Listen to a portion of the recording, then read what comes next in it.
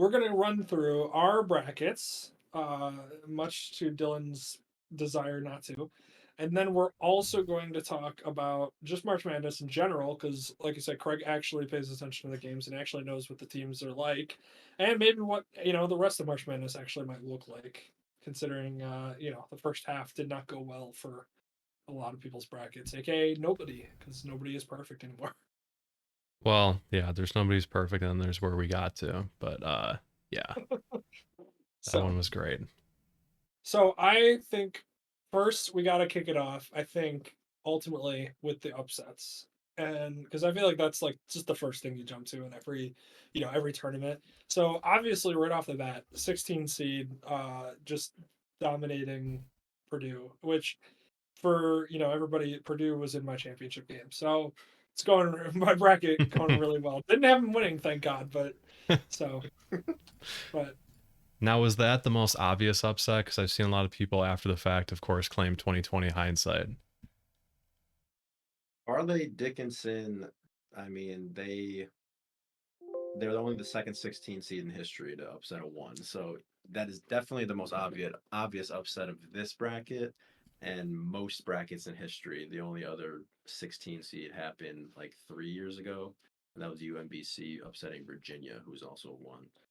But in regards to this, I mean, like I actually watched most of the game, I would say, and Farley Dickinson didn't look like a 16 seed, and I think that's like the trajectory of the March Madness tournament in general is that the seedings are just becoming more and more difficult to accurately give to teams, and so that's why you have these teams always in closer games for longer and more upsets you know happening. So I mean, we had a 13 seed, a 15 seed, a 16 seed. I don't know if any 14s upset in the first round, but just so many close games, um, and they only continue to happen. So yeah, there's a lot to get into. I would say with this bracket.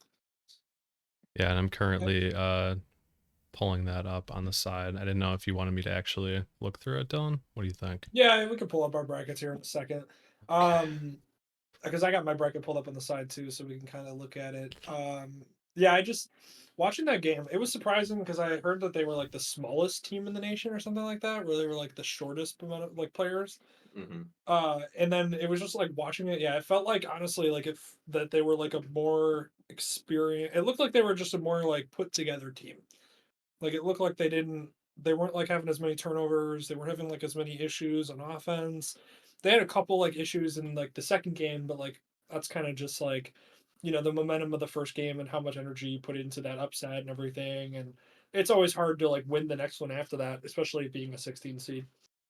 But I Yeah. felt like watching that game, I was like, they're doing the things that like just you have to do in the tournament that you can't like make mistakes on. You can't like make the turnovers, the dumb mistakes, the dumb things.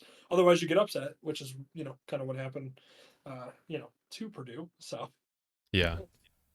Okay, I'm also, gonna I'm gonna start with my bracket. If you want to get that one out of the way oh first. man, So yeah, I I'm gonna would love to see transition this over to thing. that so you could see it. Let me know if you have any issues seeing this or if this makes it easier.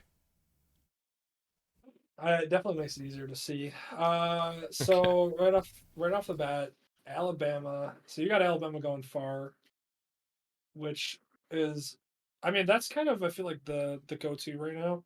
Yeah, Like, that's a safe pick. They're a good team, really good. yeah, Yeah. I just like, and then it would you have Maryland upset West Virginia. See, I also had Maryland upsetting West Virginia because I thought, Well, that's not an upset. oh no, no, no, I'm That's sorry, I that's had West Virginia upsetting Maryland, and I was wrong. right. So That was it was like 10.5 million brackets or something picked West Virginia to upset. It was like the most commonly picked upset. It was a 9-8, so it's not the craziest one, but Hmm. definitely one that took off mm, half of the perfect brackets. Just ESPN actually has like a tracker now of like perfect brackets remaining, and they kind of like calculate the number of brackets that went down based on a certain game, and that was like by far the biggest one. Huh. mm. Okay, well, Go just to back. shatter any illusions, this bracket is at 11% currently. So let's not let's just remember this started off awesomely, but we could shatter that pretty quickly. Oh, here, you know Go what? I back. lost it over here. Yeah, I was gonna say, yeah, go back to your widescreen there. thought I So zoomed in then you had perfectly. San Diego State getting upset. See, that was the upset that I had too. Was I had, what was it? What was it? College of Charleston. Yeah, I had them upsetting San Diego State because I felt like that was a good. Like I had heard people talk about that being like a pretty solid pick. Yeah, that was another one. That top left region was honestly, the most upsets I think were picked in it, but no one picked the right ones because then of course you have the 13 seed and the 15 seed both winning, but people really don't figure that that's going to be the case. Yeah, I'm gonna be honest. The Furman, is that what it Yeah, is? Furman. I did not watch a single bit of that game. I think I was at work or something like that, and then you right. were like I texting me about texted it. you because I was like, this game is honestly a really just if you're a fan of basketball, it's just one of those back and forth games the whole year or the whole game. And Virginia was in control up until I would say 3 seconds, no, 8 seconds left, and they had the ball up two, and they inbounds the ball. The point guard gets double teamed, and instead of calling the timeout that they actually still had, he throws it towards half court, and it gets stolen by Furman, who then pass it and make the game winning three, essentially. So it's like the like perfect type of like March Madness upsets that you like to see when they're that close. I didn't know they had the timeout either. That part wasn't really Yeah, talked about, so that was news to me. I just saw it and I just saw the chuck out of there, and I was like I guess that's Mhm. your only move at that point, but you could just also hold on to it. But the Right. perfect pass like into transition for that is like how much time was there left on the clock? Was it like 0.6 or something? Like not even enough to get a shot off afterwards. I don't think it was Well, zeros. I don't remember though.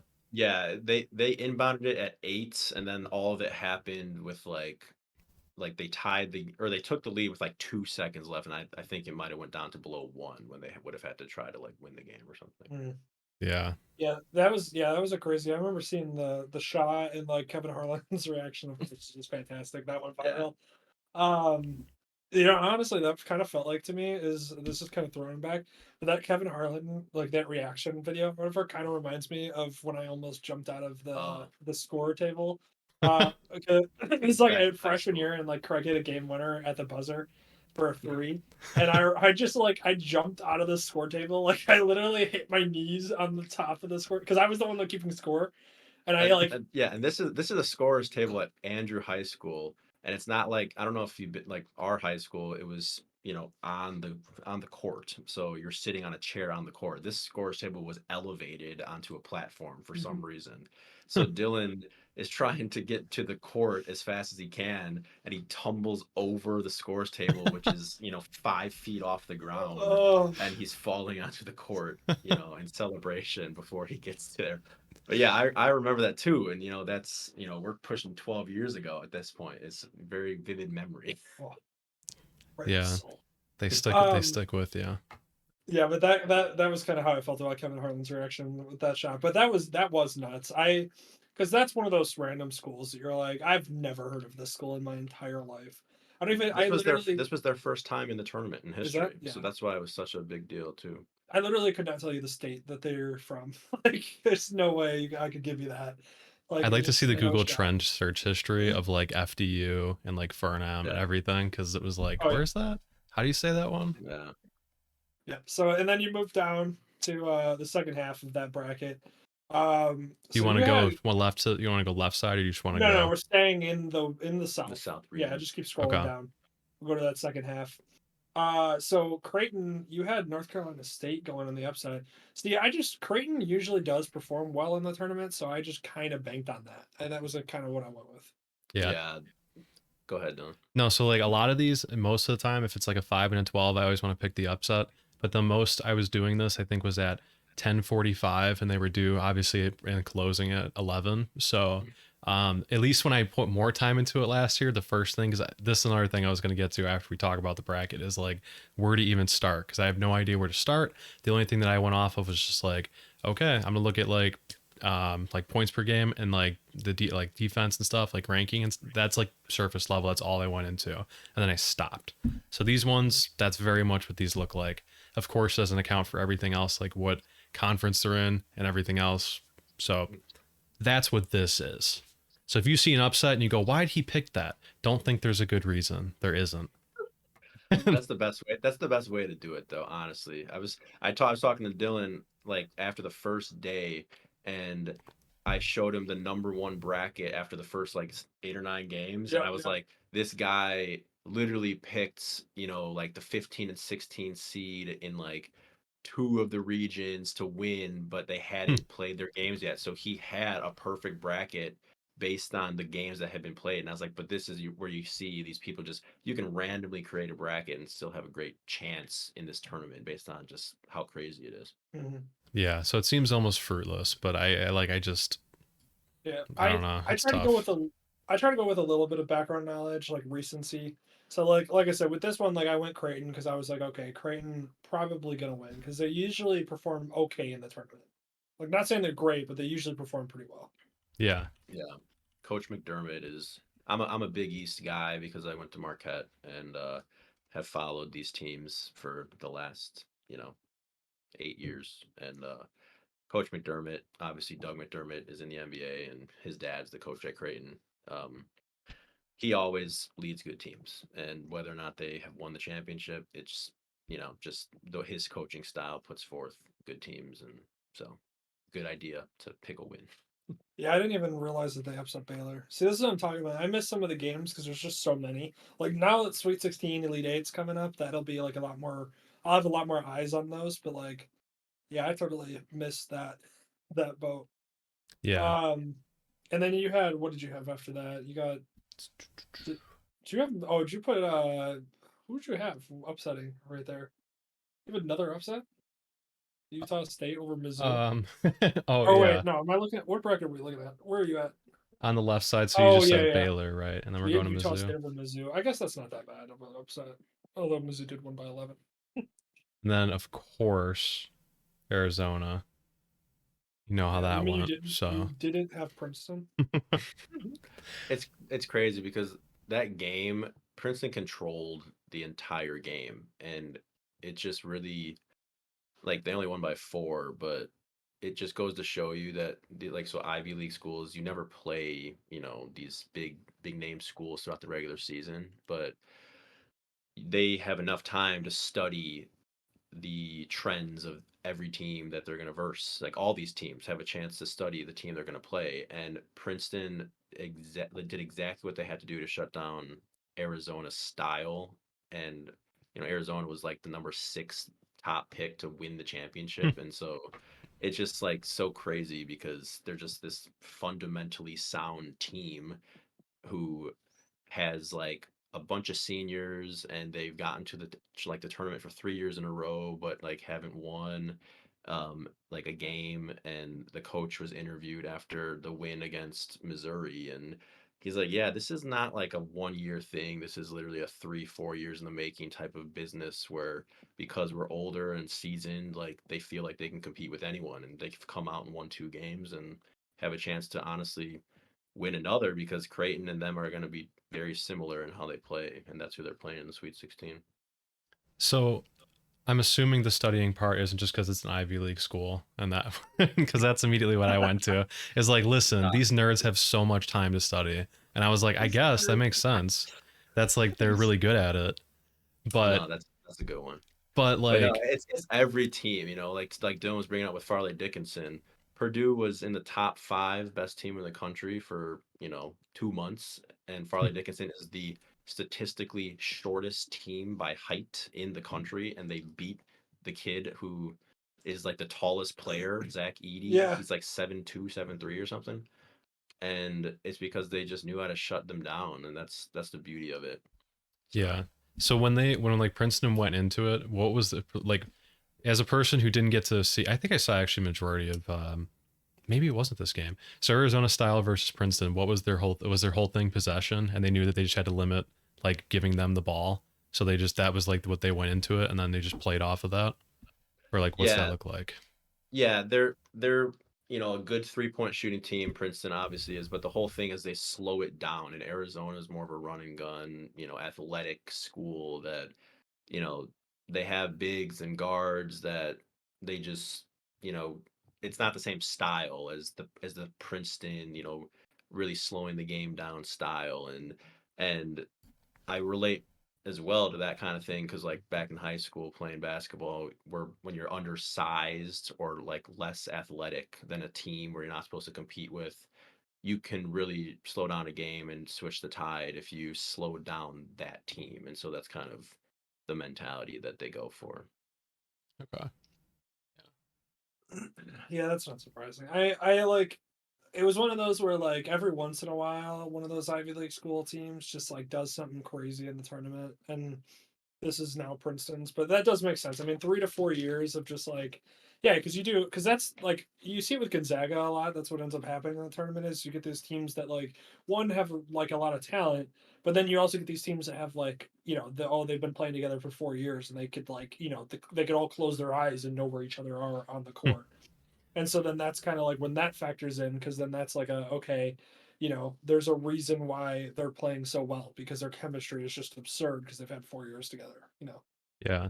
So is it? I mean, obviously, like the Arizona upset is way more important, but is it also kind of overshadowed that they also beat Mizzou?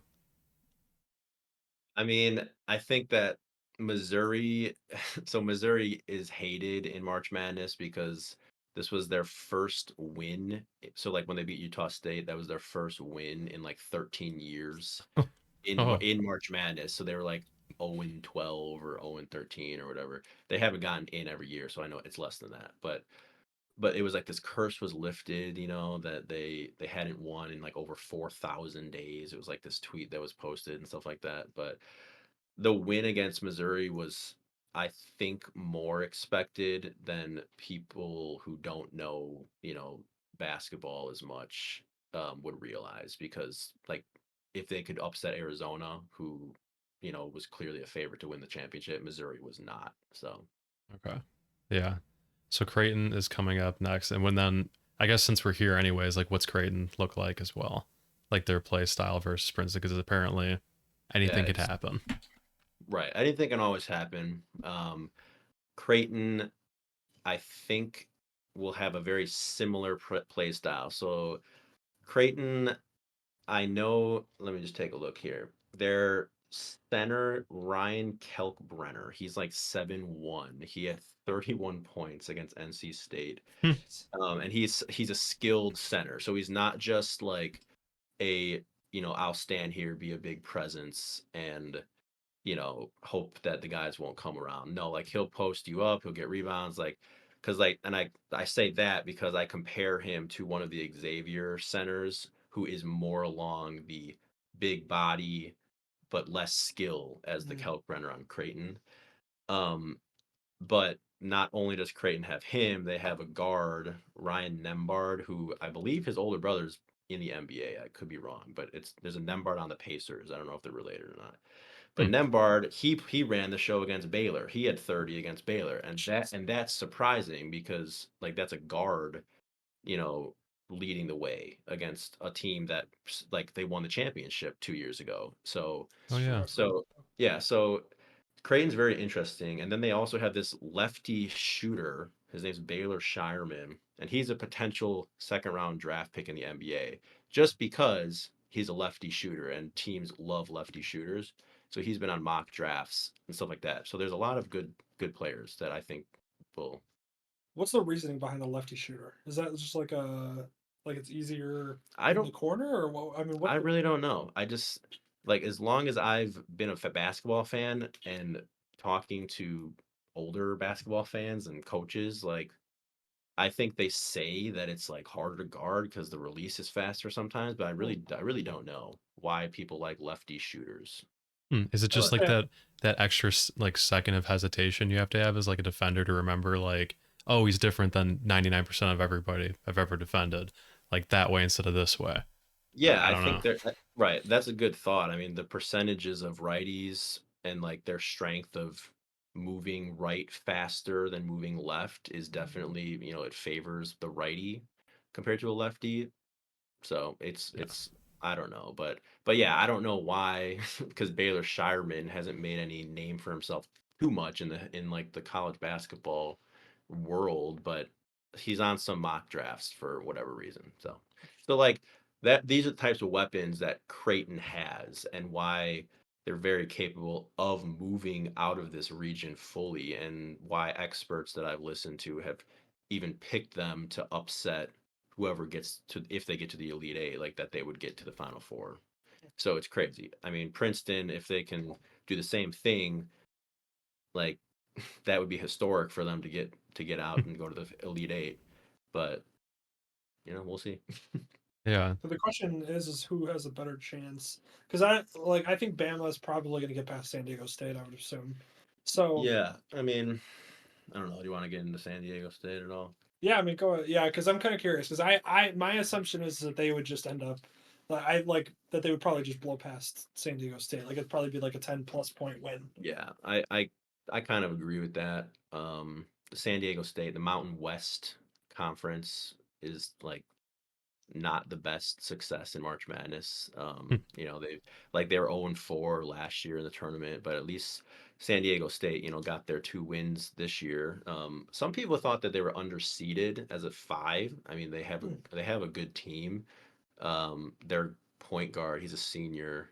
I don't know if Matt Bradley, that's his name. He controls the tempo of that team extremely well, and he's another lefty scorer, so his power is to the left. So I don't, I guess Again, sticking with yeah. that trend, I don't know, but um, but it'd be a good game. I just think that Bama is truly the best team in this tournament.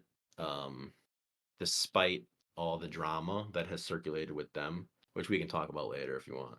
Yeah, I'm actually Um, kind of because Dylan, did you know like how much crap is surrounding them? I think Oh, I've heard maybe like, I think basically in my thought, it was just like, I think a lot of people don't want them to win. That's it. I know nothing else. no, they're there is real stuff that's happening with Alabama, which is why them being the best team is as crazy as it is, essentially.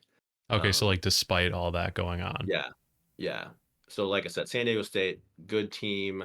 Should have been talked about a little more during the regular season, but wasn't, just because they're Mountain West and people don't respect the Mountain West in the tournament, because UNLV won it in 1990, but I think that's the only Mountain West team to ever win it. So Hmm, okay. Let's see. anyway. So we're out of the South region, I think now. Now we can move down to the Spoiler. down to the East. We kind of talked about that thoroughly. So obviously we talked about the Purdue Fairleigh Dickerson, whatever you want to call it. they Um, are in New Jersey. I looked it up. Yeah. Okay. Yeah. Okay, there you go. I was just saying because I'm like I don't even know where they're from. Honestly, dude, that whole area though, like New Jersey, that New York area is like got a lot of great, like randomly good teams. A lot of good basketball in that area, historically and present. I feel like. Definitely. Yeah. But so we talked about that, Purdue just getting basically controlled. I remember watching the bits of that, like, and it was just surprising how just they just like controlled like there was times where they would get it in down low to the center, and I would watch like the backside guard when the center like turned his head to start making a move and catch the ball, that like the backside guard like would come back and like just knock it right out of his hands or steal it. And I was just thinking to myself, I'm like, that's just like a really well coached like defensive like team, just knowing that like that's like him catching it and turning his head like that he's not paying attention to that guy coming across, and so Yeah. you can kind of help defense. I was just like that was that like watching that play, I was like, okay, it's not surprising that they're doing what they're doing. Yeah. And then they just kept hitting shots like down the stretch, and I think there was like a thing where it was like Purdue didn't score any points for like 12 minutes or something stupid like that. Wasn't it absurd? It was like something absurd that they Yeah, said. it was a while. But yeah, so that game was crazy. We talked about that. I so moving on to the next one down. Memphis FAU. FAU's it's going on a little run here. They're interesting. I have to say, they're a school that like I remember in March when I was playing NCAA like football to like I rebuilt them once because they were so bad of a program, and I was just like, this would be a fun team to rebuild. So that's how I know that they exist. But otherwise, I don't know anything about their actual basketball team that's now in the Sweet 16. So Yeah. Yeah, I mean, to be honest, FAU is one of those schools where they are a winning team. Like they have 33-3, which they're tied for first with the remaining 16 teams with 33 wins. So I know that the dude to watch for, his name's Jonell Davis. That's about all I know because he's the one who is leading the offensive run. The game against Memphis, and I love Memphis because Penny Hardaway is the coach. Mm, Um, that game ended it was really late. I didn't actually stay up to the end of it, but um, Memphis felt they should have won. I don't know if there were questionable calls or whatnot, but FAU won. They beat Memphis, and then they come back out, and of course, they beat FDU. But I mean, I don't know if they're really a contender against a team like Tennessee now, but it's good for them. yeah. And then Duke is always one of those teams that like I just don't know how to rank them. Like I never know like I know they are gonna be ranked high. I just never know whether I can like trust them as a team. Like I don't know if they're just like they have that name behind them and everything. Like was it like I don't know, like you probably know more than I do. What was it like coaching? Was it just like they don't have the talent like this year compared to previous years? Like because they just Just I a mean they new. got smoked against Tennessee, so Well, I mean, you think about it's the first game or first year in the March Madness without Coach K, so they have a brand new coach. mm, Does that play a part? The lack of experience, maybe. Um, but Tennessee's style is just. We kind of talked about it with Princeton. They slow the game down. Betting experts talk about like picking the under with Tennessee all the time because they force teams to shoot less because of their extreme defensive style. So, I mean, did that work on Duke? Likely, because they only put up 52 points against Tennessee, and Duke came out and won their conference tournament and have been a running gun team. You know, even though they weren't ranked all throughout the year, but they're still a good team, and Tennessee showed that they're they knew how to win in this situation. So yeah. Now, do we think that Tennessee has a chance? Because I mean, I feel like this FAU matchup seems pretty easy for them. I feel like I mean FAU's I feel like they'd be able to stop them. Do we think that Tennessee? I mean, going against potentially Kent State or K State, Mississippi State, Michigan State. Jeez, they could make it to the Final Four. And more importantly, will there be another windmill dunk attempt that doesn't go off at the end of the next game? Oh, Or that was right at the buzzer. That is was like that some FAU? Right? yeah yeah yeah, that yeah. was That fun was to watch. I remember the whole. I've never seen a whole stadium just boo at the end of a March Madness game like that.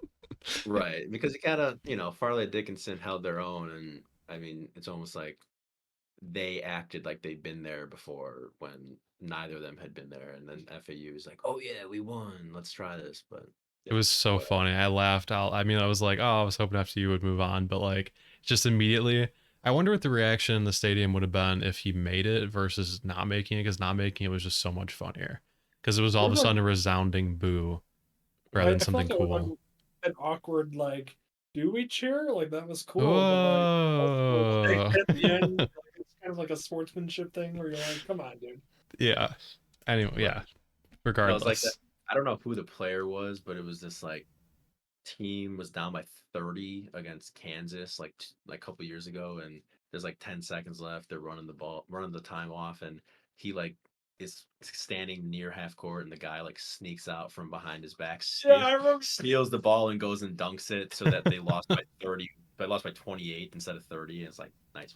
It was like, way to go. It's like, I don't know if that was a stat penning sheet. Yeah, Somebody had the over under on like 29 and a half or something. right. Like, what happened? Oh god. But yeah, so then like in the same vein as Kentucky or as Duke, like that's the same way I feel about Kentucky is I just again, Kentucky's one of those teams that has the talent, coach, all that. I just don't ever know if they're actually good or not. And this feel like it's one of those tournaments where were they not as good as they normally are, or is it just that K State's actually like a serious person team that we should consider?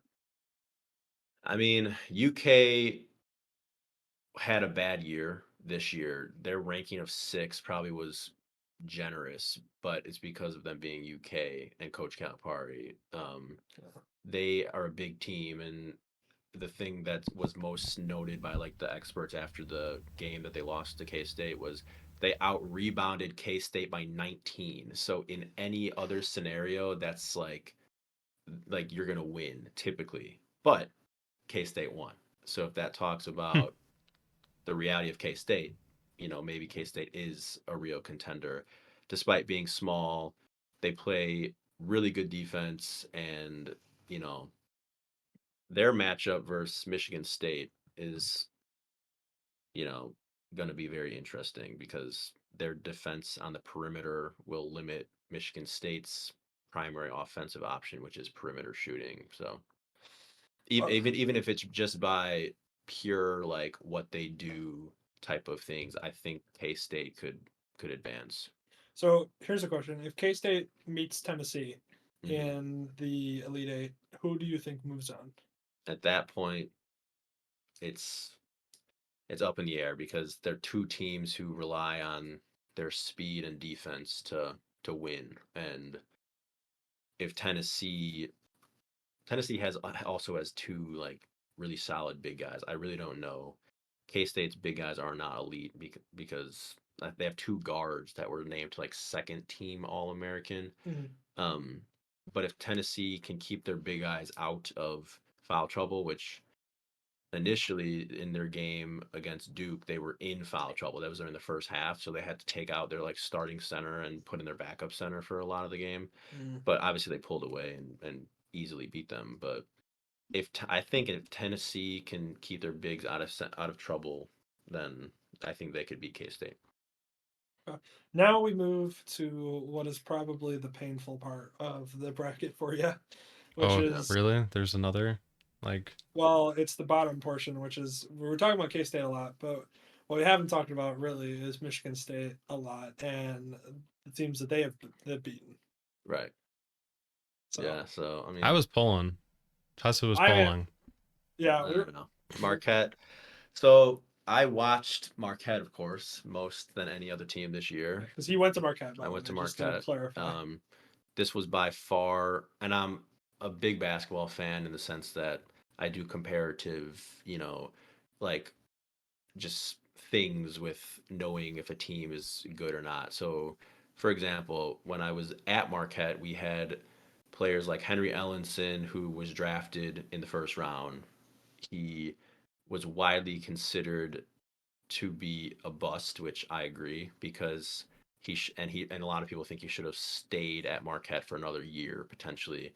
Um, we also had players like Marcus Howard who led the nation in scoring, and then there was another player named Andrew Rousey who was just this like walking highlight reel of a basketball player.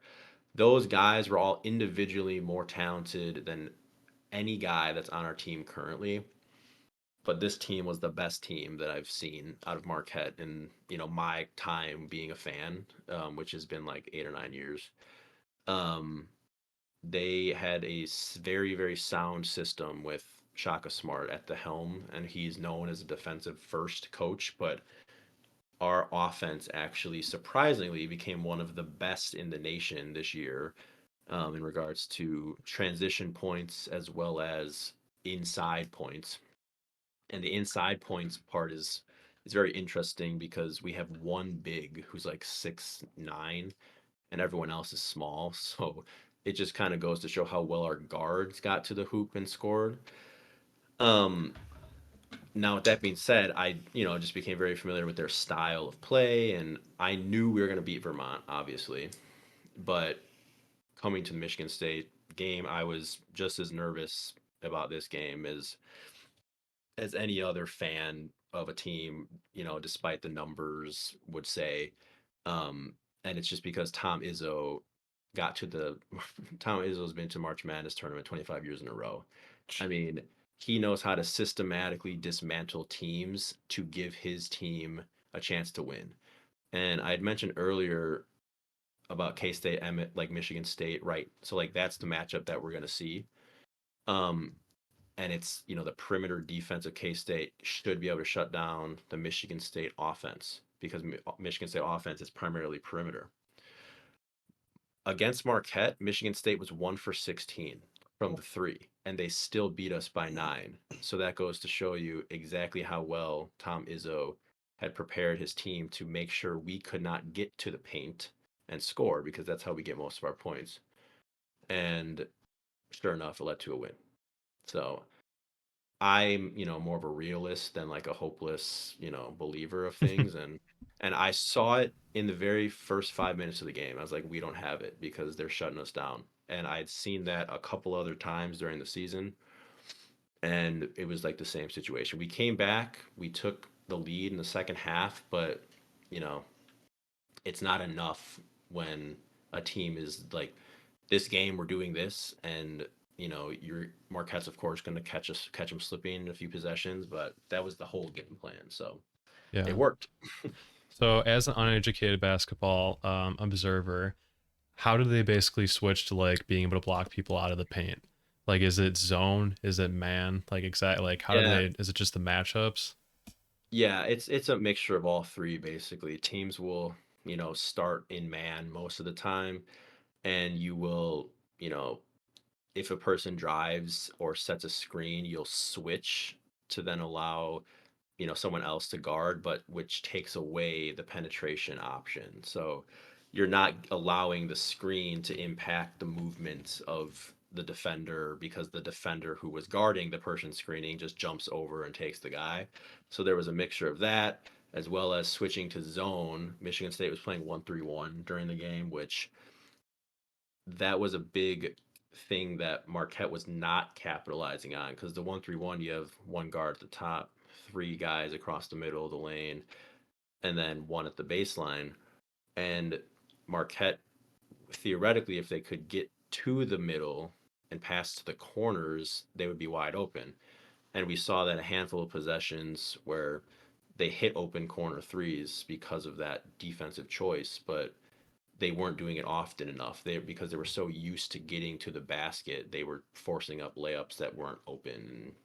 So it just led to many more possessions favoring Michigan State on the defensive side. Gotcha.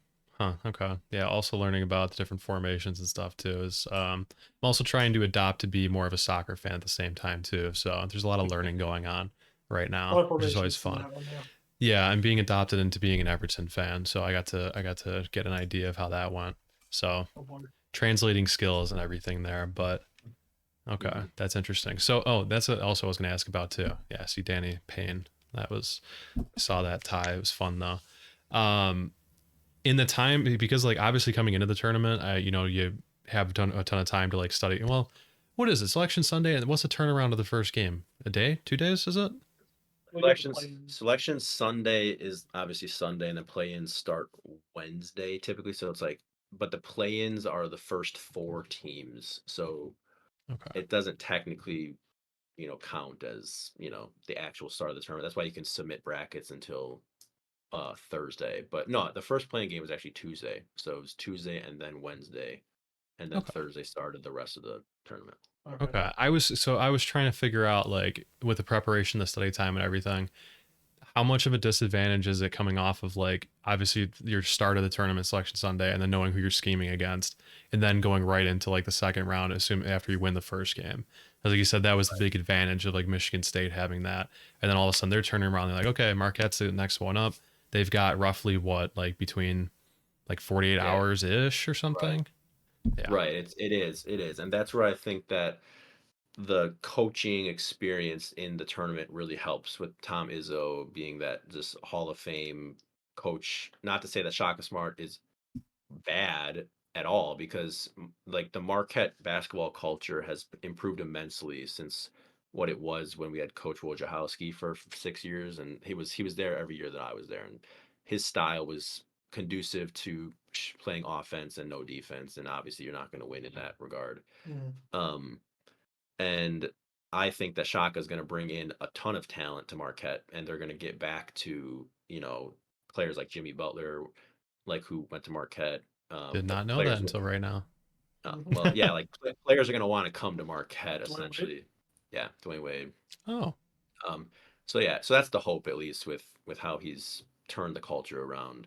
Um, and yeah, I mean, so that turnaround time is obviously the same for both teams, but that's in my opinion, like what the difference was just more seasoned coaching by Tom Izzo, and Marquette, didn't adjust as well as they should have. Even at halftime, because you had Charles Barkley and Kenny Smith talking about the game at halftime, and Kenny Smith was the one talking about how they have open guys in the corners. They're not taking advantage of it while they're Mhm. running that 1-3-1, and they're like ex NBA guys who are seeing this happen live, and they're like, if they want a chance to win, they should do this, but they just didn't do it. So Huh. What's the resistance to like making that change? Is it just because they're just sold on it at that point, or just they don't think it's gonna fit? it's just not their style. Like they're not as comfortable when they're driving just by habit, basically, to be looking toward to the opposite corner or whatever. It's yeah, it's really just habitual. They get to the lane so well against every other team. They averaged 40 points in the paint for the season, and so that's the whole thing. It's just habitual. Okay. Yeah, that's what I kind of figured. That's kind of scary to like all of a sudden completely change things up, like halftime. Yeah, I think that if they were going down and then coming out of there, so I yeah. get that. All right, so now we move to the top right of the bracket, and the part that I care about the most Oh, really? is my champion, Houston. Are they? Do they have a real shot? Because I feel like they've been playing really well, and I picked Houston a couple years ago, and they disappointed me. I think in like the Elite Eight. But I feel like they seem like a better team this year. So, You start that part. I'll be back in just a moment. Got okay. that. So Um, are they legit? That's my question. First off. so in my opinion, they are one of the top teams in the tournament for sure. I always like to do comparative schedules, and to me, their schedule just doesn't ring as powerful as like Alabama, which Okay. is why I put Alabama ahead of them. Mhm. But the thing with Houston now is that they have a, senior guard. His name is Marcus Sasser, first team All American. So he is the leading force of their team, and the championships in Houston. If they can ride this energy to get to Houston, to get to the Final Four in Houston, I think there you go.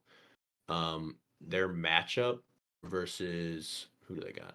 They got Miami next. Their matchup versus Miami is going to be very hard, Eesh. in my opinion. Miami, well, I don't know if you want to talk about Miami right Yeah, go ahead. Yeah, I mean, you go ahead. now. You can Okay. roll into it. Might as well since you're leading. Miami, I think, was the most under talked about team Mm. in the tournament this year. We talked about with SDSU.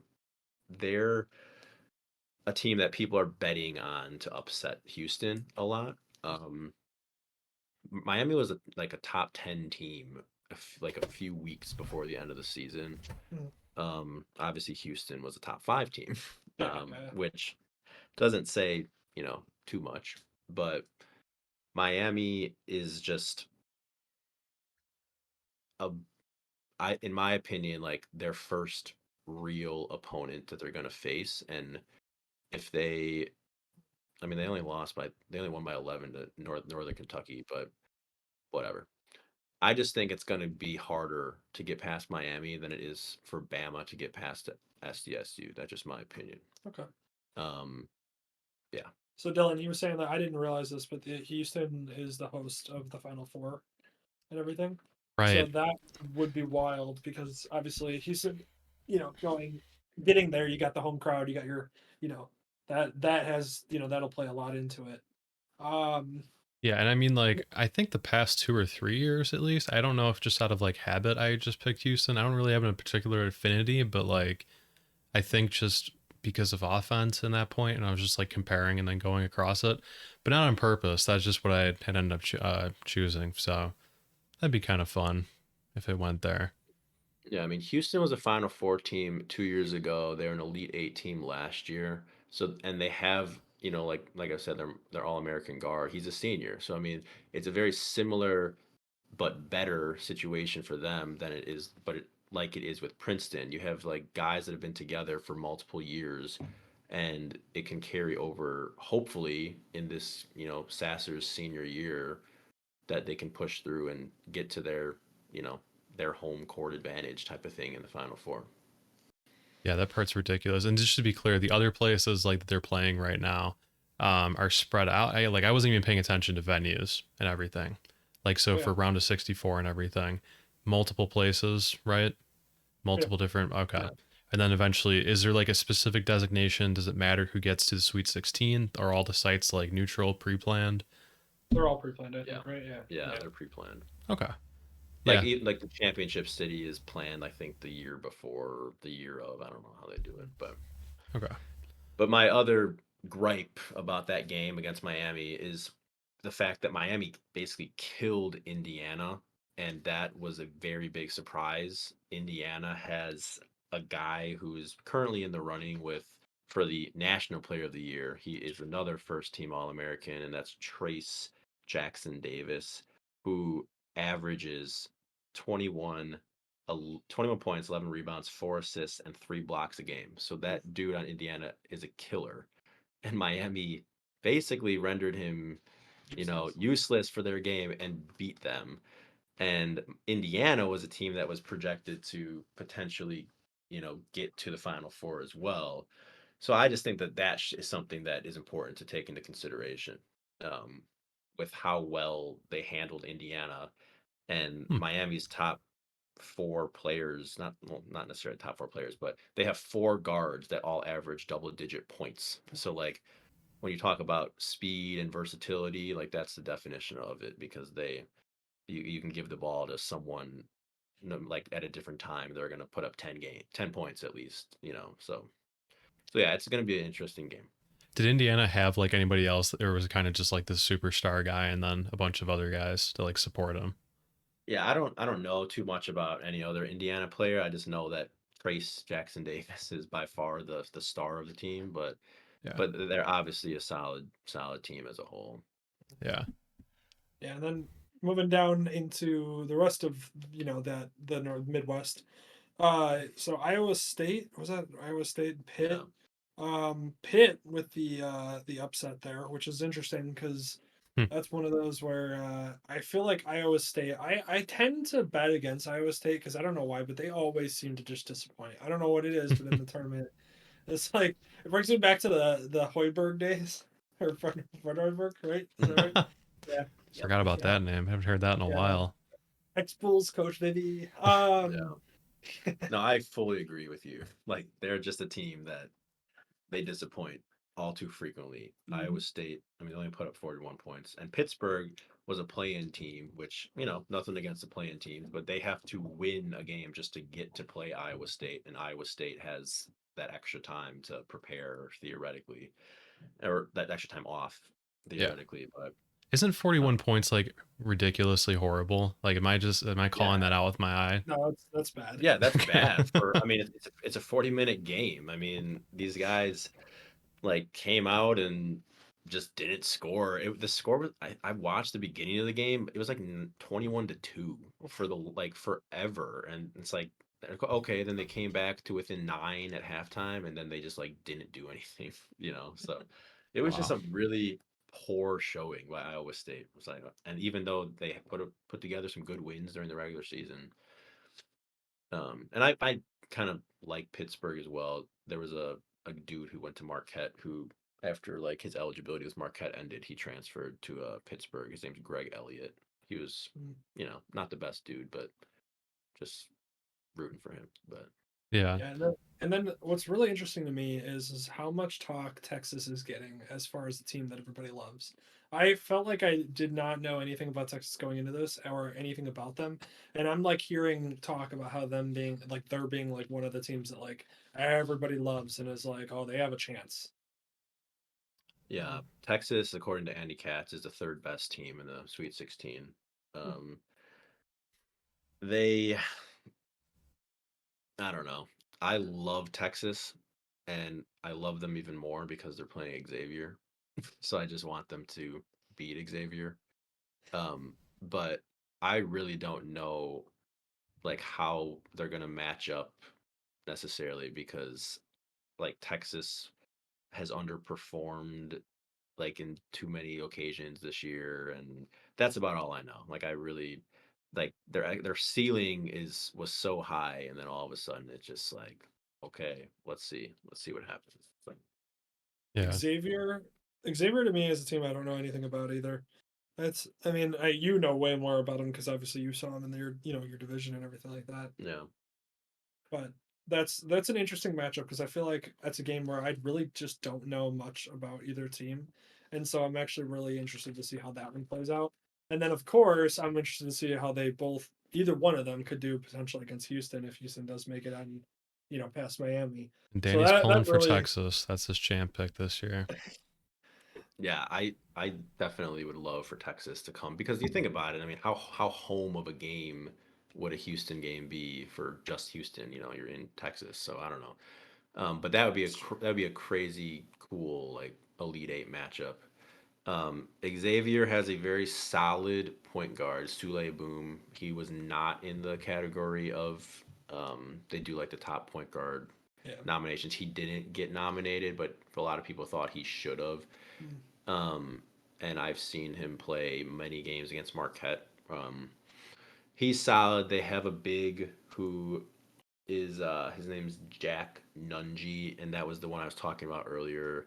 In comparison to the Creighton big, who is very skilled, Jack Nungy is more raw, so he's not as skilled offensively, but he's gonna be, that 7 foot plus presence in the lane, and they're going to be outsized from a big perspective. Xavier's bigs are bigger than Texas's, but Texas's guards are bigger than Xavier's. So I think Mm, like that it might offset because like I said, Nunji's definitely not like their main scorer. Um so we'll see. interesting. Where does Jack Edie rate on your skilled versus just being giant big man guy? Zach Edey, I mean, Yeah, you Zach. he's skilled, like he's definitely skilled because a lot of times the big bodied guys are uncoordinated and he's not. I mean, like they'll have sticky hands or rock hands or whatever, like balls will bounce off of him, but he snags rebounds. Like the Farley Dickinson game, I'm pretty sure he had like 15 rebounds and like 20, 22, 23 points, so it's not, he did his part as best he could, but and he's a first team All American. I mean, for good reason. He led the NCAA in double double, so he's skilled. Like he's definitely a skilled big. Okay. Yeah, that's just for my personal reference because that's the game I paid attention to all the way through. And I was like Mm. seeing the difference between that. And especially Yeah, like just watching the end of that, they called it out a bunch of times, but like he did everything he could, but then he was handing it off and like trying to like get somebody to shoot and nobody wanted to. And it was wild to see that in person because like you can actually see people like recoil and like also like not step in to like actually get open and stuff. Just crazy. But that puts more right. context into what he's actually providing. Yeah, definitely. Okay, now here's another team going down now into the final section of the bracket. Here's another team that honestly is I'm hearing way more about than I ever did before the tournament, which is Arkansas and their crazy upset against. I mean, so to beat, Fighting Illini. I was rooting for Illinois because of course we're from Illinois. It's just kind of like a fun like root for them, but they beat Illinois. I kind of heard that that was kind of expected, but then they go against Kansas, and then that's where like now I'm hearing them as a name too. That's also like on the same level as Texas, where people are like they might be the best. They might be one of the best teams in the tournament. Yeah. Yeah, that Kansas Arkansas game. Arkansas was down pretty big, and they've their record didn't show it this year. They're like 20-12 regular season. And they didn't win the conference tournament as far as I know. But they have just really talented, like a really solid three guys, up to five in some people's minds. And I've talked to Dylan about this, but there's the NBA 2023 NBA draft lists 3 to 5 Arkansas players that are potentially going to be drafted, which is Hmm. just crazy because you don't hear that much about Arkansas. Um, but they're a good team. They are very good. And they upset Kansas after coming back down from a pretty big lead that they were down. And I think that this matchup versus UConn is going to be a good one. Are they going to win? I don't know. UConn is one of the best teams in this bracket quietly. And that's not just being a Big East guy. One of the statistics about UConn is that they're one of 4 teams to be top 20 in both offense and defense. And those other teams are Alabama, Houston, and Texas. So they're all still in Okay. the Sweet 16, all for a reason. They're all really good teams. Huh. So it's going to be a really tough matchup because UConn has these two giants that are both very skilled, and Arkansas does not have those big guys. They have like a really good freshman. I think he's like a small forward, and like 2 other power forwards, and maybe one guard that are all like their main core. But yeah, it's going to be a tough game against UConn. It's gonna be an entertaining one. Yeah, Is, it'll be good Huh. to watch for sure. is Kansas was Kansas just like disappointing? Like not as much talent as they usually do? Like because they were a 1 seed. I mean, they dominated the first game. Right. Kansas blew it. They just blew the game. Honestly, Kansas All had right. it. Yeah, Kansas had the game.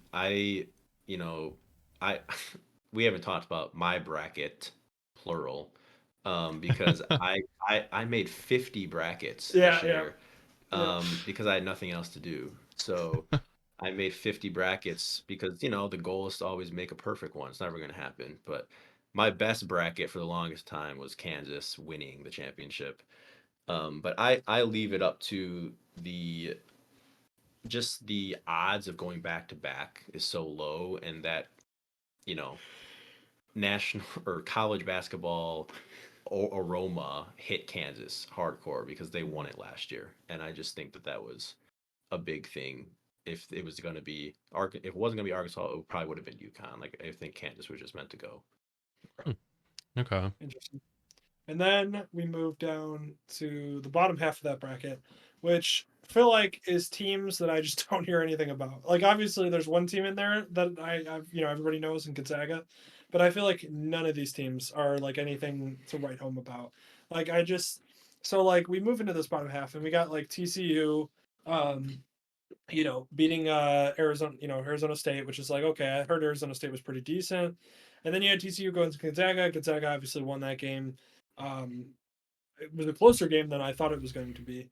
But with Gonzaga advancing, like, and then you have UCLA. UCLA honestly seemed like a legit team, but the thing is I just have no idea how legit. Like, I don't know if I was watching them and thinking they were good because they were going against teams that weren't as good, or if it was like one of those where like they actually deserve to be where they're at. You said Gonzaga, right? Gonzaga Yeah, and right, UCLA. because they're playing each other. Yeah. So Gonzaga, they they were down in both the games. So they were losing to Grand Canyon as well as TCU, and I thought Hmm. TCU was going to upset them. But Gonzaga has a habit of winning. Now, does that lead them past UCLA? It could. Um, Size wise, I think Gonzaga matches up really well against UCLA. Gonzaga, of course, has Drew Timmy, who puts 21 points up a game. Yeah, Um, he's the Stetson Bennett of the college basketball world, where he's like I feel like he's like 27 years old. Just yeah, I no, thought he was. I thought he was already gone. Like before March Madness started, I was like, "Oh yeah, well like Gonzaga, like he's gone, right?" And I was like, "Oh dude, no, he's still here. How long has he been there?" I heard a yeah, shocking thing that he still potentially has a year of eligibility because of COVID, and I was like, what? It's yeah. like, oh, So here's how I view Drew Timmy. So he is also up for National Player of the Year, which is a solid player. I mean, does he deserve to win Player of the Year? Maybe, but I just relate him and like these Gonzaga teams to the like most recent like NBA players to come out of Gonzaga. So Gonzaga recently to the league obviously had Chet Holmgren go second overall last year. Haven't seen a minute in the NBA, so we don't know what his real effect will be. Prior to that, Jalen Suggs, Brandon Clark, Sabonis, which obviously Demontis Sabonis is an all-star, and then you got Rui Hachimura, developed kind of to a role player, Kelly Olynyk role player, and like Brandon Clark is definitely a role player for the Grizzlies. So those guys were all part of these big Gonzaga runs and these very successful Gonzaga teams. None of them won a championship. Um, mm, 2017 and 2021 were the only two years that they were runner-ups in the championship. So they're recent. They have this good trend of going far. Is Drew Timmy going to lead them to a championship? I doubt it. Yeah, But probably not. but it could be that the matchups versus UCLA go in their favor because UCLA's top 5 guys in minutes played are all guards. And their second team All American stud is Jaime Juarez, who 18 points, 8 rebounds a game. He's 6'7" guard, so he's like a big guard. But like honestly think that they might have a better just player size wise. It could benefit them against UCLA Mm, if they were to beat them in advance. You know, then you're versing UConn or Arkansas, and that's where it ends. I still think UConn makes it out of this bracket, or this region, but we'll see. Interesting. Yeah. By the way, I looked it up. Drew Timmy does have a year of eligibility left, but he said that he's not going to use it. So we'll see if that's going to end up reigning true. He's only 22 years old, by the way. I don't know why I think that he's like 25 years old. That But Oh is yeah, wild to think about. he's just a 4th-year college guy. yeah, Wow. Yeah, no, the thing that I always struggle with is like because those guys usually get like such like they get like the media spotlight during March Madness and everything, and then you see them like have games. Maybe he's not the best example, but like just any random player, like, oh, okay, if there's like a big or something, I don't understand, and I know the talent pool is like so much larger or so much smaller, really, for the NBA, but it's just like they don't go anywhere or they don't like it's I don't know, it's hard to like kind of vocalize, but it's just interesting that like they can be so dominant in one place and all of a sudden the NBA they're like, yeah, he's not even gonna be drafted, probably won't even get on a team, probably won't even get a tryout or anything else like that. But Right. it's just No, wild. yeah, it is interesting. Drew Timmy, he'll probably make a roster in the NBA, and it might be long term, might be short term, but Mike Miller 2.0. yeah, This is the definitely. I'll shout out to the podcast legend Adam Morrison. Yes. Oh my god, that kills me. By the way, didn't this is just escaping my thought just now. Didn't what's his God, what's his name? He had a son play at Gonzaga too, and he's like an NBA legend, jazz player in the '90s. What's his name? Point guard. Oh, Stockton. Stockton. Did Stockton play at Gonzaga Yes. too? Yeah. Yeah. No, it's not. I'm talking about more recent. Yeah. Stockton's kid played more. John Stockton. He was on a G League team for a while, and Did then they have he a record or what's his name? It was that was that was Villanova. Villanova. Or Yeah, yeah. I'm convinced. I confused Villanova and Gonzaga in my head. Yeah, same Similar sort of colors, colors, same right? players. Yeah, Yeah. that's what it is. So Well, ultimately, so Dylan, your bracket, what percentage you got going on yours? What was it that I heard? this is at a whopping 11%, which puts it in the top 17.8 million. So When you say it like that, yeah, it's my up there. Out of 20. the I would like to point out that my bracket says that its overall ranking is 1,868,212. So That's not not bad. bad. No, that's not bad at all. 48%. You got So somebody else in who's your champion? Houston. Oh, okay. You got So someone wait, else in hold our on. bracket here that's at a ridiculous number. I didn't really see that until just now. Holy crap. How? Yeah, They're let's just take a quick 99th look at that one, percentile? right? They're in the 99th percentile of brackets. That's I don't know. Someone's rigging something at that point. Dude, they Let's had Alabama. They had San Diego State and Alabama matchup. Scroll down. Well, What else did they have? they They had lost the West Furnham. Virginia one. Furman. Yeah. Did they Furman, had yeah. Furman? Yeah. My what? What?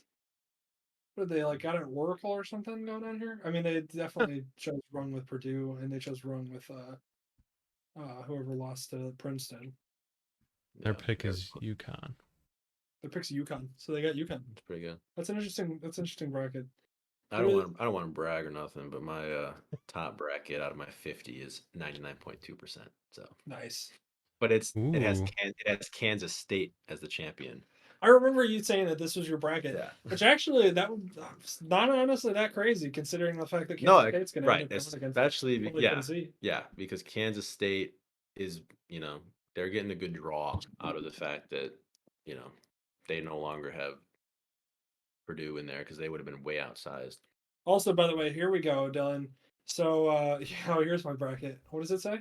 24 overall. 27%. 27%. Let's go.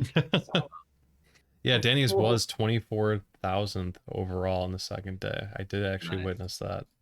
that's crazy. I That's think awesome. didn't you say that yours was like 8th overall Yeah, at one when point? I was a junior, when I was a junior at Marquette, I made a bracket that was number 8 on ESPN. And so if you went to the leaderboards, you could actually see like mine at 8. And I was like, this is my moment, man. Had a couple That's hours of glory. okay. That's pretty crazy though. Was that Yeah. Yeah. after And what round that was was it? like that was like after Sweet 16. So like went into the Elite Eight, and I had picked like 2 or 3 proper upsets like across the whole thing, and you know, That's crazy. That's wild. That's So now since we're talking about the brackets, this is something that because I just remembered because I swung back around to it. Tell Dylan about the Alabama right. Crimson Tide because they are some Yeah, so Alabama, is the number one team in the bracket left to all the yeah, experts. And this team has gone through the ringer in regards to adversity. We yeah. talk about adversity in like Jalen Carter's realm in the NFL, how he gets, like arrested during the combine and stuff like that. Dylan, just as a little teaser because I want to throw this joke in there because you know how I like my clips. Just as a little teaser for what he's about to talk about. I mean, Bama might actually kill San Diego State. Like they might actually. That's a teaser. Yes. okay.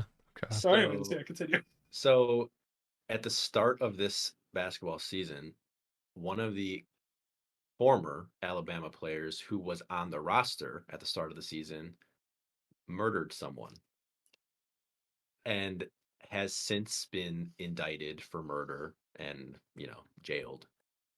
The current freshman standout on their roster, his name's Brandon Miller. He was arrested as an accessory to murder. Wow. And it was only until a few weeks ago where he was found not guilty. The whole thought was that he supplied the gun that was used to Oof. murder someone. Now, the murder was not purposeful, it was shot out of the car and it hit an innocent. That was the murder. So good. Hmm. Not to say it's any less terrible. Um, but they thought for a while that Brandon Miller, who is a freshman, so he's born in 2002, like that just doesn't sit well Oof. with me. Mm-mm.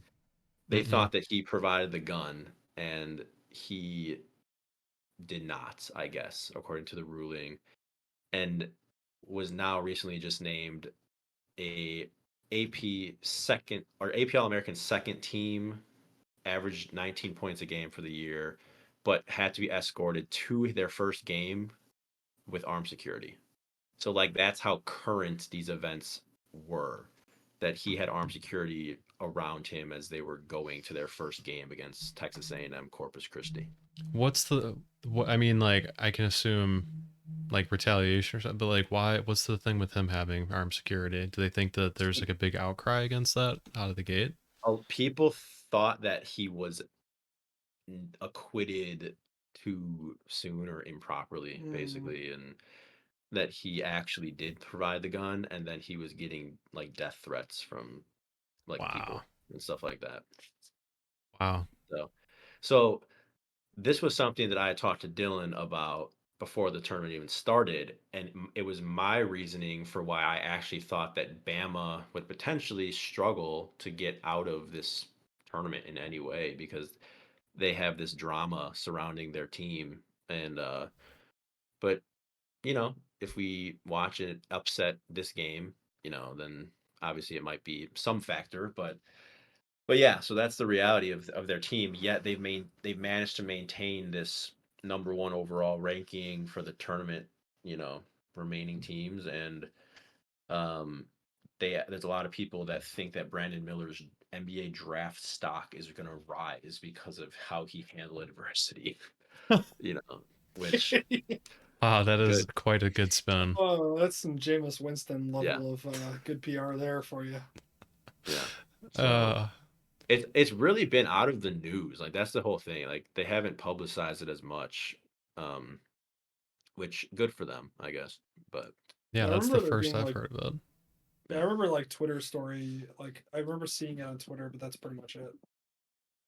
That's yeah. huh. So they've got all that going on, and then if he would have been playing, assuming that nothing actually happened, I mean, is it that much more of like a ridiculously dominant team since he's already gone and in jail, like the first guy?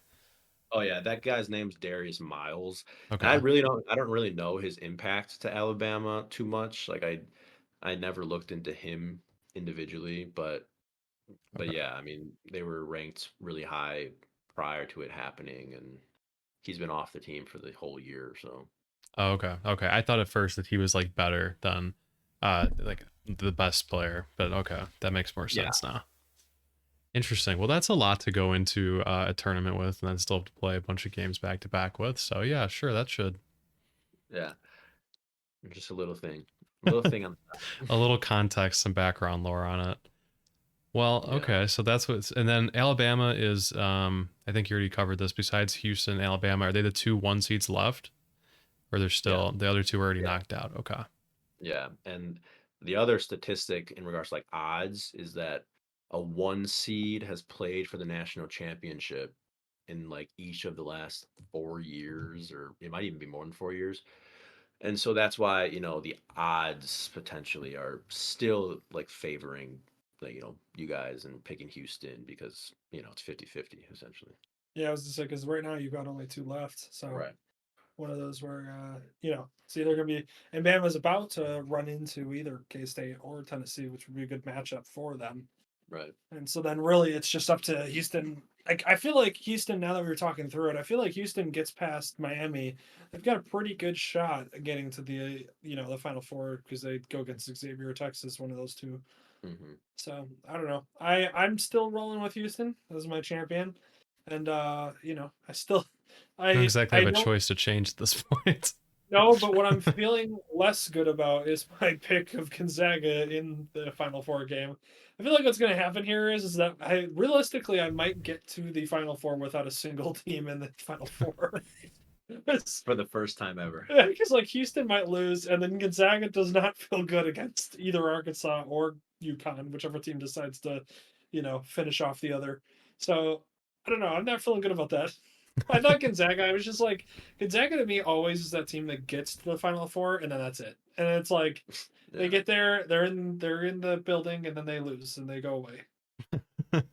So That's their I was really purpose. Got it. really banking on that. Yeah, they'd just be one of the Final Four teams. That's it. Then they leave.